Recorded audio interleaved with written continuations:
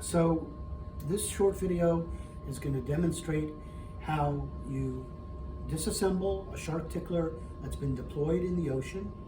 We want to first take it apart, replace the batteries, reassemble it, and reattach in particular the wire that prevents the shark tickler from self-unscrewing while under pressure in deep waters. So there's two ways to deal with this. One way would be just to cut the restraining wire and discard, but it may prove faster to just untie the restraining wire. So it's been screwed a couple of times. It comes loose pretty easily. And then we unscrew the collar. This is the piece which self-unscrews under pressure without this restraining wire. We take out the electronic insides. This is where the batteries go. Remember, there's a polarity to these batteries, and that has to be observed carefully. You'll see the markings in here. So there's plus on this side. This one has to have the same orientation. So now the batteries have been replaced. You, depending on what's been going on, you may want to re-grease the O-ring. You then insert the electronics back into the housing.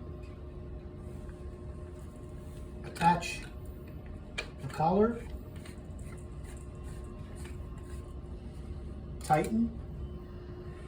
If you've gotten rid of the old wire, you simply cut a new length of wire, which is approximately the same length as the shark tickler itself. That'll get you the right length. If you're reusing the old wire, then here I've left the top part still attached, and I reinsert the restraining wire into the hole in the bottom piece. I loop around a couple of times.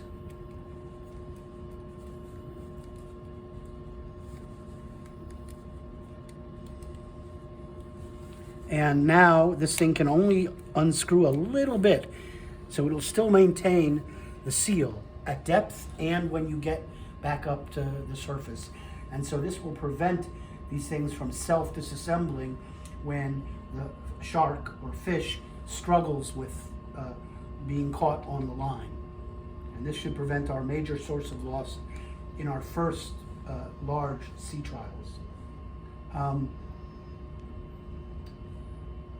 guess then one last thing, we've discovered these wires can be used over and over without being degraded by seawater because they have a special coating on them.